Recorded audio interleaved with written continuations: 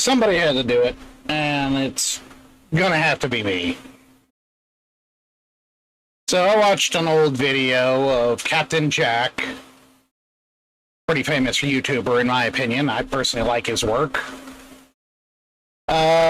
Doing a battle between the UNSC Infinity, a much smaller version, and a Imperial Star Destroyer. Now, the Star Destroyer lost. It lost handily. But upon watching the comments for the video, I realized something. It was something that I didn't really want to think about at the time, but it's no less true. The UNSC Infinity would stand no actual chance against a regular Star Destroyer. I know that statement seems rather odd and more than a little biased, but it actually comes from a very logical source. First and foremost, fairly standardized. It uses standard weaponry. Its greatest weapon is the Supermax, which are magnetic accelerator cannons that essentially fire a almost ship-sized slug at, like, supposedly 1/4 of light speed. Not to mention the fact that the UNSC Infinity is absolutely enormous, dwarfing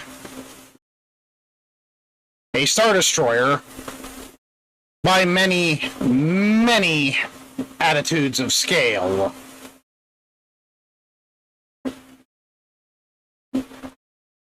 So much so that the closest approximation I could get, well, not the closest approximation, but comparatively, this is what the UNSC Infinity would look like compared to, say, my Assault Star Destroyer, the Zillifer. The UNSC Infinity would be 5,000 meters long, 5,500 at its longest. The Zillifer would be about 2,000, 1,900, give or take, so a little less than half its total length. This is not a true-to-scale variant, but it's as close as I could reasonably get because of the limits of Space Engineers. So you can see how much bigger the UNSC Infinity would be when compared to a Star Destroyer. Actually, come to think of it, I think I have a Star Destroyer small enough to make a more accurate comparison.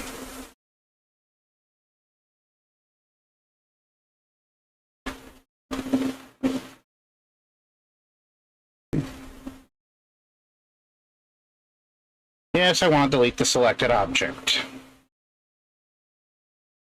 Okay, that's the Zillifer gone. So I've got this Star Destroyer.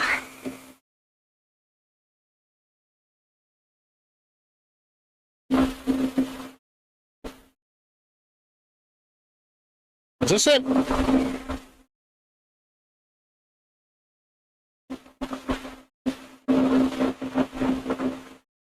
No, that's not it.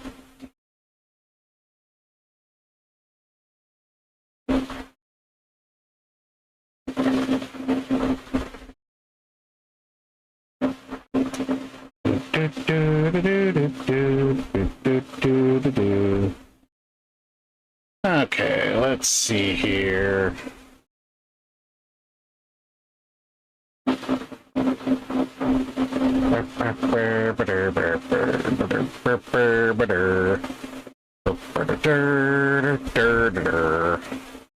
Okay.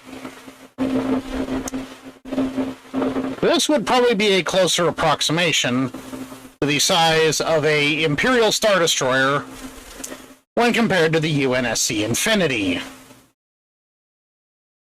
It'd take about 5 of these, a little less than 5, a little over 5, to make up the entire length of this ship. So, that means that the UNSC Infinity would absolutely curb stomp these. That a Star Destroyer would have no chance whatsoever of even harming this ship. No. Unfortunately. You see, I came to realize something. The Supermax that the UNSC Infinity uses wouldn't actually hurt a Star Destroyer. That's a rather strange thing to say, since each one of these rounds is traveling at 1/4 the speed of light and hits with enough kinetic force to vaporize whatever it hits. And Star Destroyers are notoriously weak against solid shapes. Except they're not. You see, a Star Destroyer's shields work against the kinetic weapons of the UNSC Infinity. All of them, in fact. And the fact is, the UNSC Infinity would only get one shot to take out this Star Destroyer before it moves into a position where the Supermax can no longer target it. The long and short being that after it fails to destroy it with the Supermax, none of the UNSC Infinity's other weapons have any chance of harming a Star Destroyer. And the fact is, a normal Mac cannon also cannot penetrate a Star Destroyer's armor. The reason being, if you watch Episode 1, a Durasteel door is closed, and Qui-Gon Jinn stabs his lightsaber into it, melting his way through. Well, here's the thing. We see a lightsaber cut through at least a...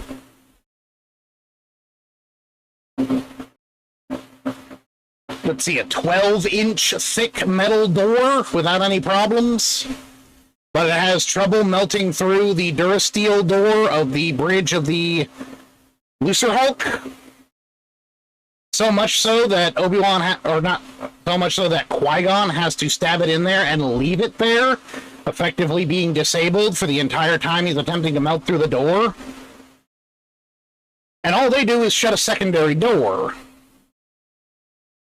That shows that the Durasteel armor of a Star Destroyer could survive a direct hit unshielded from the Supermac. Because the Supermac would hit the armor and deflect. Because it's a solid round. Now, the Star Destroyer would probably be thrown off course. And if it hit the bridge, well, the bridge of the Star Destroyer would probably just be instantly vaporized, because it's not held on by very much, and the rounds the Supermac fires are very, very big.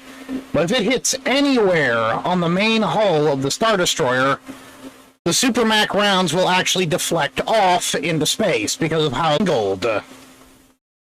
Meaning, unless you hit the upper superstructure or the bridge, the Supermac and even the regular Mac cannons are going to deflect rather than penetrate. This is because of how durable Durasteel actually is. Which means that none of the secondary weapons, cannons, missiles, none of that would have any chance of penetrating a Star Destroyer's armor if the Supermax can't even do it. That's why I say that the UNSC Infinity actually has no chance against the Star Destroyer.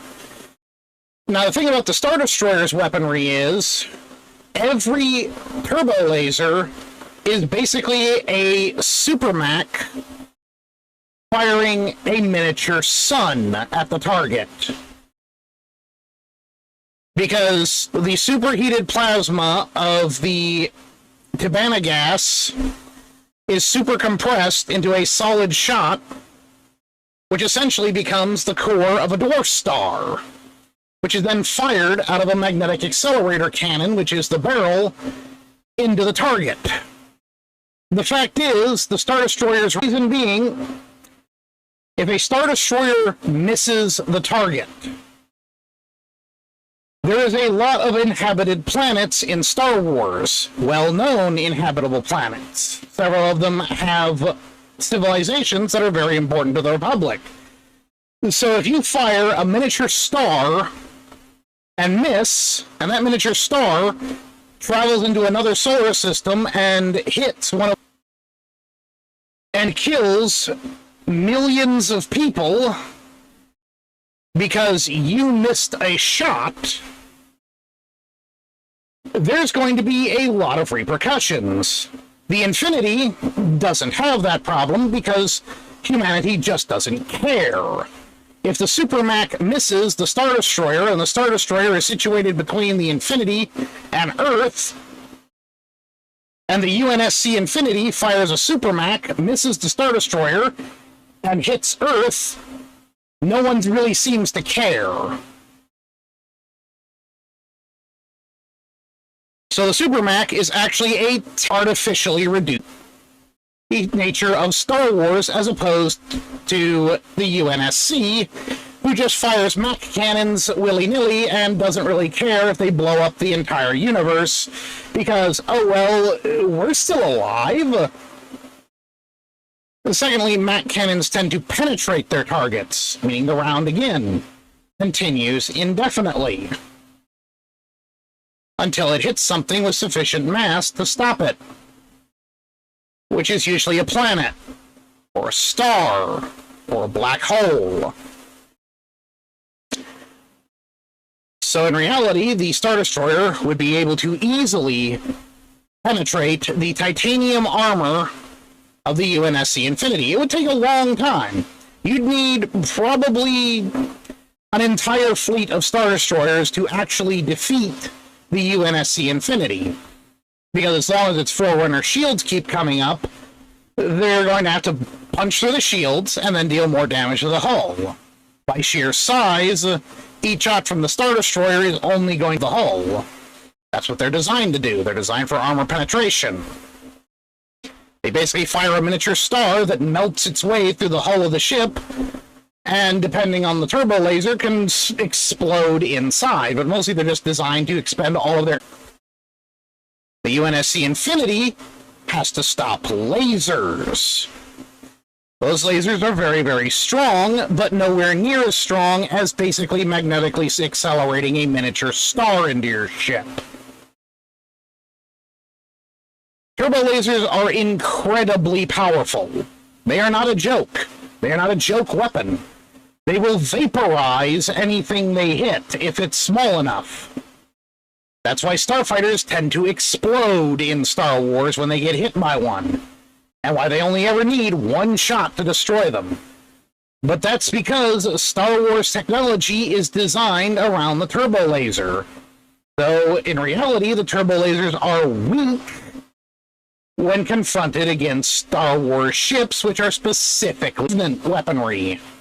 And the Covenant weaponry is nowhere near as powerful as a turbo laser. Logically primitive comparatively. The fact is, an entire UNSC fleet has no hope whatsoever of defeating the Death Star, because none of the Supermacs will be able to penetrate its armor. None of the Mac cannons will be able to penetrate its armor, whereas the Star Destroyer can fire back at them and pierce every single ship in the fleet. And then it just charges its super laser and destroys the UNSC Infinity in one shot. That's the significant difference between these two ships. It's the significant difference between Star Wars and just about anything else, in fact. We have severely, and I do mean severely, underestimated the firepower of the Empire and of Star Wars in general.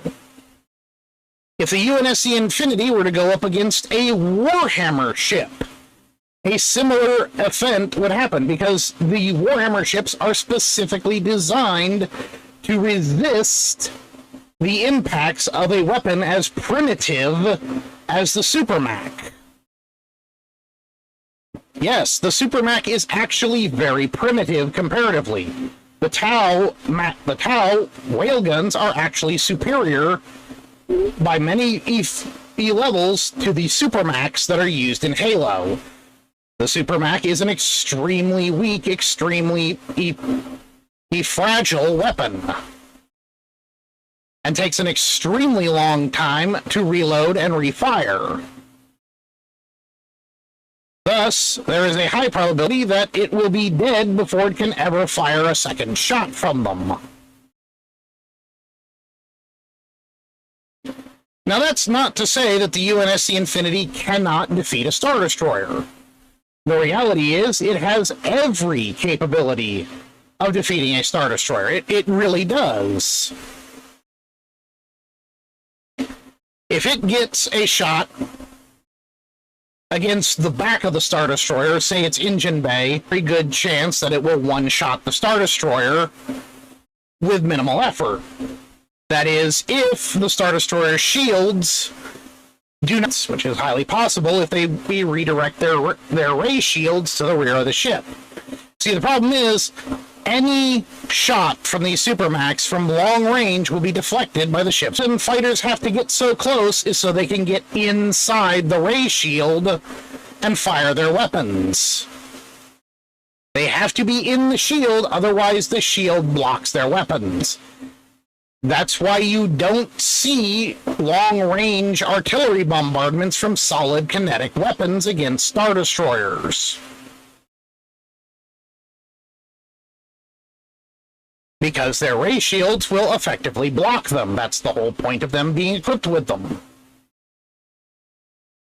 Now, that's, again, not to say that there's no way that the UNSC Infinity can defeat a Star Destroyer, because, again, if it uses its hangar bays properly and successfully manages to pierce the enemy ship, blowing a hole in it, using its bombers or assorted other vessels, or deploying its auxiliary ships to soak up fire, so it can slip jump behind the Star Destroyer and then fire its Supermax into its undefended rear, then yes, there are tactical ways the Infinity could defeat a Star Destroyer. But the problem is, the Star Destroyer does not have to use tactics to defeat the UNSC Infinity. All it has to do is shoot it until the Infinity stops working. Which, considering the Infinity's design, could take a very, very long time.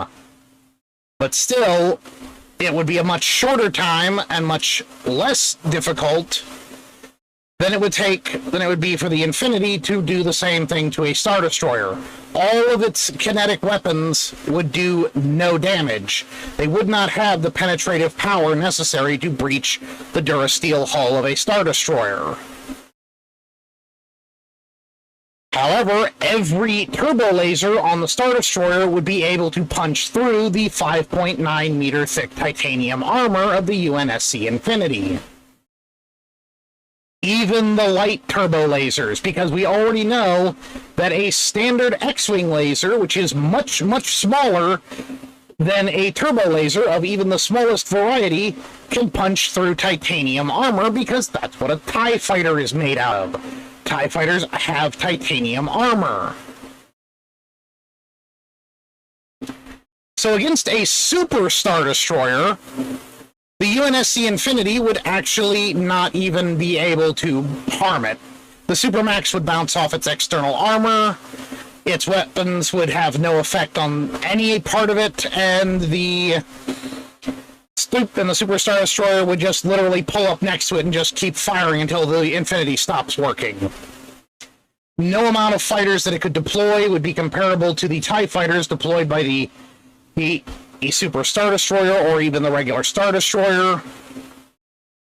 So all in all, the UNSC Infinity actually stands zero, and I do mean zero, chance of defeating even one Executor-class Super Star Destroyer, and even less of a chance of defeating a Mon Calamari cruiser, which have very, very good shields. The Supermac is not as powerful as we make it out to be. It is actually